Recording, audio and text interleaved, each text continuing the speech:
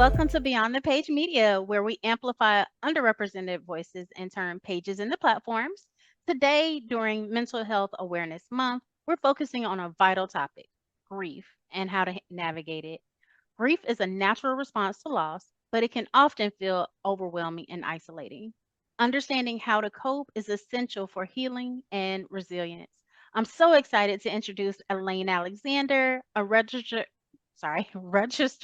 psychotherapist qualifying in Ontario, Canada. Elaine works with adults navigating grief, including the pain of losing someone to suicide, as well as relationship and dating challenges. Her expertise offers valuable insights into managing grief healthily and compassionately. Welcome, Elaine. Hi, it's nice to be here. Thank you. You are welcome. I'm so glad you took the time out. You were able to take the time out to discuss this important topic with us today. So, if you don't mind, can you please introduce yourself and share a little bit about the work you do in grief therapy? Yeah, so I'm Elaine, and I've been a coach for about 10 years. And I decided 2 years ago to get licensed. And so I, started out coaching, having no idea what I was going to do. And then all these clients started showing up, and I started looking at the pattern. And grief has been one of those things that I've experienced so much in my life, unfortunately. But it's something that was very, very common, even in a business coaching situation. People came to me with stories of grief. And so it's become part of my work. I've leaned into it fully. I've lost three family members to suicide. Mm, And in my previous business, it's kind of what shoved me into different kind of work. And so I understand the complexity of complex grief and complicated grief as well. okay. I'm definitely sorry to hear that. Thank Do you. you know, I don't know if this is the right question to ask, but do you think that there are warning signs or symptoms to people who commit suicide? Like, is there something that people should look out for? I mean, I was very young when my aunt passed away. With my uncle, there was no real signs. With my cousin, we knew it was coming. Okay. So everybody's different, and that's not the answer that people are looking for. Um, yes, there are warning signs. Yes, there are lists of things to look out for. Um, and it's something that sometimes we spend a lot of time thinking about in hindsight, Okay. right? Definitely for me, Hmm. I've thought about it a lot from, what could we have done to prevent it? Right. Um, so you've explained what kind of led you into grief support. What do you think are some of the most common misconceptions people have about grief? That it's over in a year, that you should move on, and you just have to get through the first year, and then you'll be fine. And grief doesn't work that way. Um, Sometimes year two is harder because of the expectation or the patience of those around you has kind of been like, okay, we've been sitting in this with you for a year, time to move on, right? And grief, it just doesn't look like that. I think people want closure and they want to wrap things up in a tidy bow. Right. And grief can hit you in the weirdest of moments. So just recently, my grandmother passed away 6 years ago now, and she lived till she was 91. She had a good life. But I was reading a children's book to my daughter, who is 4, and I opened it up, and it was signed by my grandmother, who had given it to my sister when she had her babies. Aw. And I just burst out crying very unexpectedly. And you just never know where it's going to hit you. Right. And it wasn't just sadness. It was, oh my God, this piece of my grandmother who's never met my daughter is now here. Oh, right? that's amazing. That's And- awesome. She gets to have and experience something yeah, that's passed down. That's beautiful. exactly. But I completely agree. I mean, the grief can hit you in the most oddest of moments sometimes, even just driving down the street and like something might hit you and you're like, oh my gosh, you just person is, yeah, I completely can relate to that. Like, Um, do you think that how would someone respond to that? You said that some people feel like you should just get over it in a year and that second year should be better. How would someone respond to someone giving them that type of, I guess, advice, if that's the best way to call it? I would just say that grief doesn't have a timeline and it's not just over in a year, right? So the people that we love don't just stop mattering to Right. us a year out. And so it's not something to close the book on. It's just something to integrate, right? We are, I love the idea that we're looking for connection with that person, even in grief. Yeah. And we're always going to look for that connection. And that's okay. Mm-hmm. Agreed. Okay. Awesome. Um, what do you think meaningful support looks like for someone who is grieving? Um, oh, what it does not look like is advice giving, right? Or problem solving. What it looks like is, hey, I am dropping off groceries. You don't have to answer the door, but I'm just leaving dinner for you. It looks like, hey, tell me about your loved one. I want to hear the stories. It looks like um, not not dumping your stories. And I remember at one of the funerals, somebody came up to me who's a dear relative, and they were like, I'm so glad that didn't happen to my sister. And it was not the time or place to say that. I just kind of walked away. And people are uncomfortable with grief. They don't know Yeah. what to say, so they don't say anything, or they say the wrong thing. And you know what? Um, saying the wrong thing is human, right? So I think that people are going to say the wrong thing, and it's okay. As the griever, I took it the wrong way, and I realized that they were processing their own emotions. And we're all just human. We're all just trying to figure it out. And so show up for people. Don't be afraid to say the wrong thing or do the wrong thing. And hopefully the griever will see that you are just trying your best to, right? We need compassion on both sides. Yeah, that's true. I think it's really hard in those times to see it. It takes that It hindsight, sure is. afterwards to realize It that. sure it sure is. And you know, sometimes I was really angry at what people said, and then uh, I, in hindsight, realized that we don't have training. And Right. there are more people who are talking about the right things to do in grief, but this is not something that we're taught, right? There's no class in school on what to say to someone who's grieving. Um, the brain kind of short circuits in grief, and people lose language, they lose identity, they lose all of their expectations for the future. And I wish more people knew this, but you can't think and feel at the same time. Hmm. And so the brain is always going to take over with emotion. And when it takes over with emotion, things just come out wrong on both sides. Do you think that that's something that should be taught in schools or like taught at some point? Absolutely. Hmm. Absolutely. The more I've learned about grief, the more that I can support people, but it's not something that we're comfortable with. Like, even in general society, we're not comfortable with someone's sadness. We always want to fix it, right? That's true. So what would you recommend like as early as like elementary or young kids or I middle think age? anybody, can benefit. My daughter was 2 when we lost my mother-in-law, and she really didn't understand.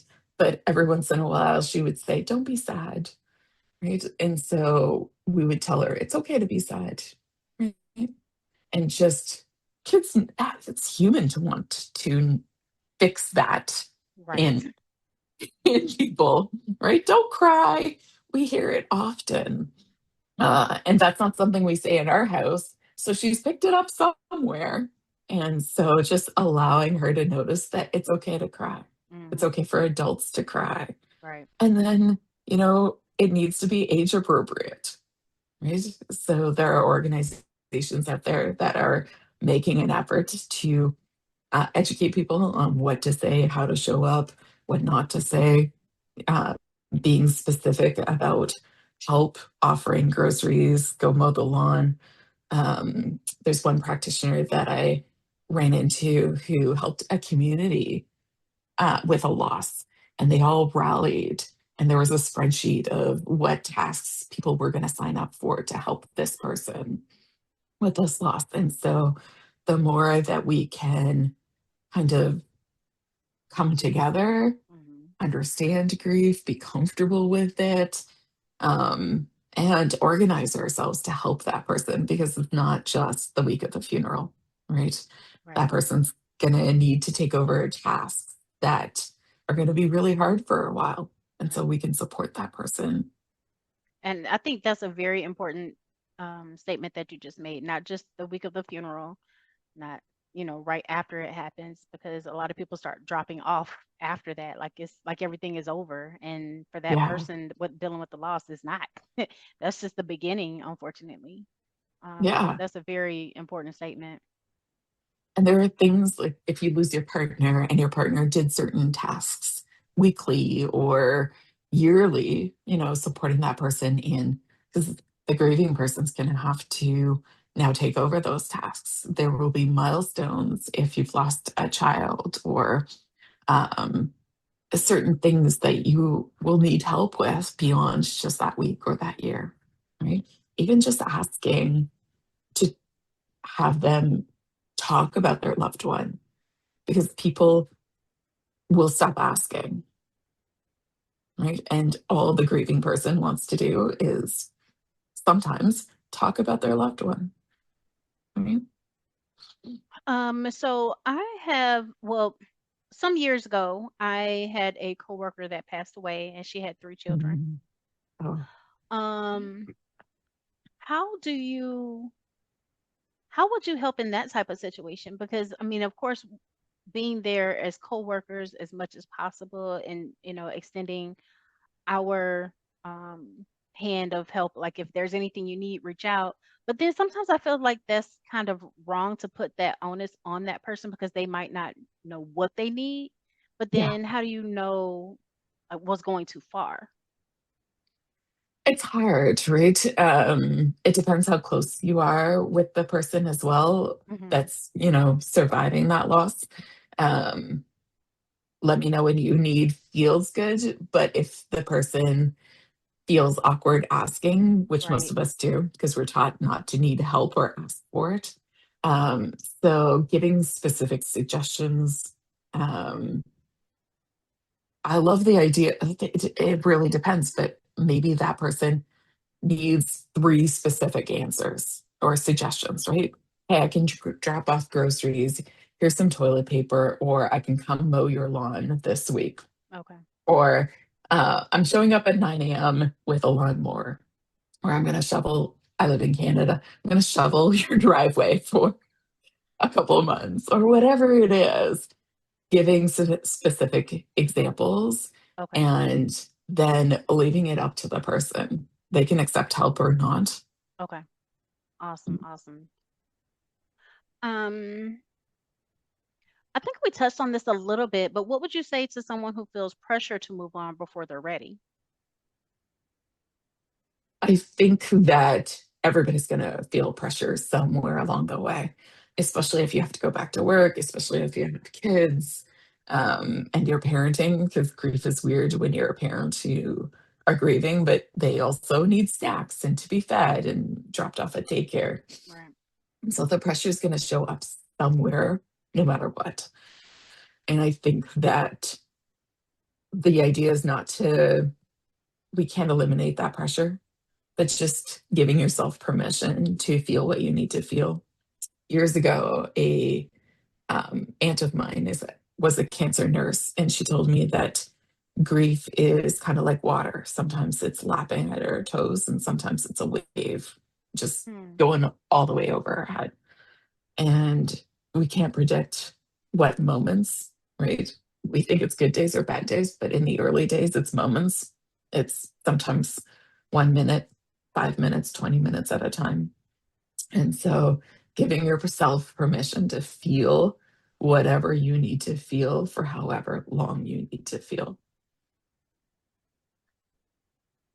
I'm pretty sure it's going to be different for everyone, but how do you know when that time is right to, I wouldn't even say move on, but like you mentioned, going back to work or something of that nature, just trying to get back into your normal activities. How does a person know when they're ready for that? I think that it's kind of dipping your toe in the water. Okay. Um, and giving yourself permission to be like, nope, can't do it today. Okay. Or, sometimes you decide, yes, I want to move forward. I don't think you move on. I think that you start taking steps towards a future that you didn't want. Okay. And you start kind of rebuilding a life because your expectations have shifted, right? Grief and sadness are come from just a shifting of you thought you were going to have a future Right. with someone and it was going to look like this and now it's not going to. And so there is an aspect of rebuilding a life, right? Because that has all shifted. And so sometimes you're going to take a couple of steps and sometimes you're going to go backwards. Sometimes you're not going to be ready. Sometimes you're going to move forward, and that's okay. And then sometimes you're going to, I hate the idea of going backwards. I think sometimes you're going to have to slow down, Right. and that's okay. And giving yourself that grace to know that it's okay. And Yeah, making a point. Yeah. yeah. And even if you do go back to work, some moments are going to be hard. Hmm. Some moments you're going to want to crawl under the covers and not come out, Hmm. right? And that doesn't mean that it's not the right time or the right thing to do. It just means that it's really, really hard. Yeah. Um, I know that we touched on suicide. Do you have any recommendations on? I mean, I feel like everyone should get therapy, right? Whether you are feeling depressed or not. But how would you um, tell someone who is depressed or is going through things that are feeling overwhelming? How would you try to, or would you even try to convince them to go to therapy? See, how do you convince someone to get help? I think we can plant the idea, but somebody really has to want to do therapy, right? Okay. It's not going to work if they're there for somebody else. And so oftentimes we will want someone to get better because we're uncomfortable and we love the person and we want all the things for them. And so we can plant the seed and then let them make that decision. Um, maybe they need to go to the doctor. Maybe they need to get outside more. Maybe they need to talk to someone. That can look different for everybody. Um, but I think that trying to convince someone to do something that they're not ready for or willing to do is pushing. And when we push someone to do something, they push back. That's a Okay. natural human response, Right. right? Um, Going to so defense mode. often, yeah, right? If somebody is really forcefully telling us what to do, we don't like it. Kids don't like it. Adults Right. definitely don't like it. And so I try to share stories. I try to live as an example. I try to um, do the things that I need to do and then let that kind of be a light that somebody else will take up. Not everybody grieves the same way, Right. right? Some people need to talk about it, some people shut down completely. Um, some people, it will help to process it with another person. Some people will do worse and just really need to process it in their own way. Maybe they will walk in nature. Maybe they will. My husband is one who processes his grief in his dreams or through woodworking and working with tools and with his hands. I think Hmm. that he works through a lot of things, and some people work through a lot of things with projects and hobbies and tactile ways, right? As a therapist and as a woman, I love to have deep, meaningful conversations, but that's not always the way for people. Right. Understood. Are there any gentle, practical ways people can care for themselves while navigating grief? I think it comes down to grace. Um, and sometimes we have this expectation that we'll just bounce back, right? Sometimes we feel the pressure to move on or to carry forward, or sometimes we can also feel pressure to live this big life because our loved one has passed away and they no longer get the chance to. And so being aware of what is driving the bus emotionally and giving ourselves some time to just feel what we need to feel, let whatever comes up, do what we need to do. And, we're still human. We still have responsibilities. We still have to file our taxes and take care of our children and go to work and do all of those things. Um, but giving yourself what you need is one of those things that's really hard depending on the level of responsibility you have in your life, and super, super important in grief. So to follow up on that, sometimes when people experience a loss, um, it can be very devastating to where their point of like they don't want to get out of bed, they don't want to do anything, even though they do, as you mentioned, have responsibilities or what have you. In that instance, do you still try to give them that time, or do you, as someone, a loved one, try to step in and see what you like? How do you navigate something like that? Depends how long, Okay. right? Um, the first few days, the first few weeks, that's going to naturally Okay. happen. Um, and if it goes beyond that, there, if you're 5 years out and you're still crawling into bed every single day and not functioning, then get to the doctors. There might be something that you need beyond that. And it's completely normal to want to hide from the world, or, the pain is so great that, of course, we are so overwhelmed with that we don't know how to cope. And so coping skills will come in at a certain point, and those are super, super important. But it depends how quickly and what that timeline looks like. So you mentioned coping skills. I mean, would that kind of double back to what you were saying before as giving yourself grace, or are there any type of uh recommendations that for coping skills that you would want to suggest? I mean,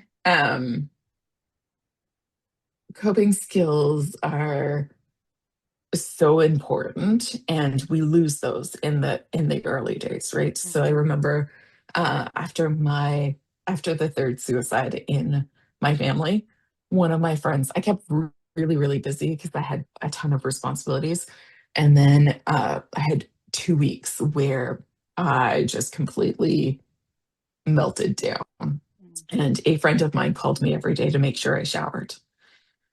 And so, getting in the shower, getting dressed, going outside, making sure you eat. Some people are emotional eaters. Some people can't eat at all during grief. allowing yourself some comfort food in the early days.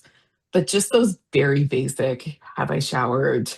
Sometimes we start there, right? Have we stepped outside, even if it's for 2 minutes? Okay. Have we eaten a somewhat decent meal? Right? Okay. Very, very important.